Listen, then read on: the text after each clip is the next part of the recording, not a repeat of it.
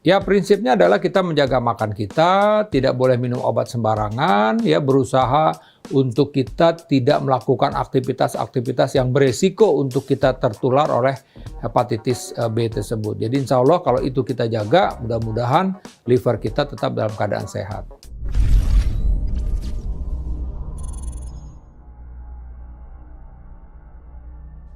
Organ hati atau kita bilang liver ini adalah organ yang terlibat di dalam sistem pencernaan kita, ya.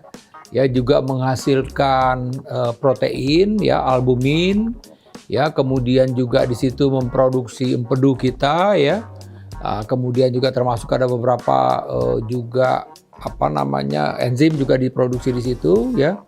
Nah, kemudian juga membantu untuk memproduksi beberapa vitamin di situ dan juga sebagai pencuci darah kita dalam tanda petik, ya, karena kan sebenarnya kalau bilang bicara pencuci darah ada ginjal. Nah, ini liver sebenarnya juga di situ tadi itu. Jadi tempat juga darah-darah itu juga melalui liver kita tersebut gitu. Nah, pertama terganggu karena memang kondisi yang kita bilang infeksi.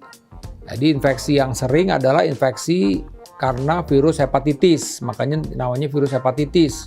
Ya, yaitu suatu virus yang memang menyerang liver, menyerang hati, sehingga orang yang memang terserang oleh virus tersebut akan menyebabkan penyakit yang kita bilang hepatitis.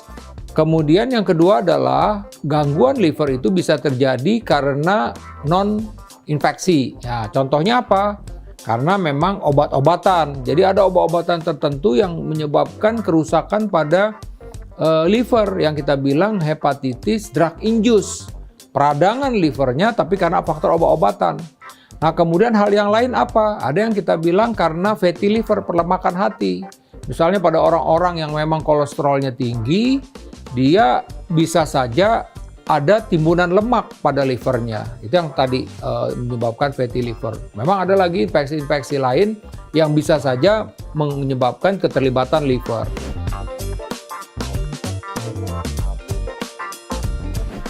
Disebabkan tertular melalui darah atau hubungan seksual. Jadi kalau kita tadi nih orang-orang yang berisiko itu apa sih ya? Tadi melakukan hubungan seksual yang tidak aman. Kemudian tadi juga mungkin menggunakan jarum suntik misalnya kan. Nah, jadi ini dia bisa aja tertular atau menggunakan benda tajam yang digunakan secara bersama, misalnya menggunakan alat cukur yang bersama atau menggunakan sikat gigi secara bersama, itu juga bisa menyebabkan terjadinya resiko untuk terjadinya infeksi pada livernya tersebut oleh B dan C gitu.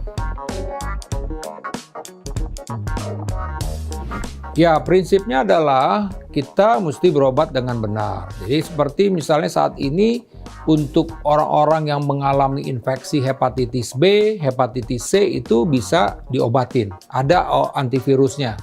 Jadi kalau seperti C bahkan cuma cukup 6 bulan. Kalau hepatitis B memang membutuhkan waktu sampai bertahun-tahun gitu. Nah, kalau tadi misalnya dia fatty liver, intinya tadi mengurangi makanan-makanan yang berlemak. Coklat, keju, lemak harus dihindarin. Nah, kemudian apalagi ya dia juga harus olahraga, jangan sampai gemuk. Ya kan begitu. Jadi dengan itu dia bisa terhindar dari penyakit-penyakit tersebut. Ya, sekian pembahasan saya tentang hati. Saya Profesor Arif Faryalsam. Sampai jumpa di konten berikutnya.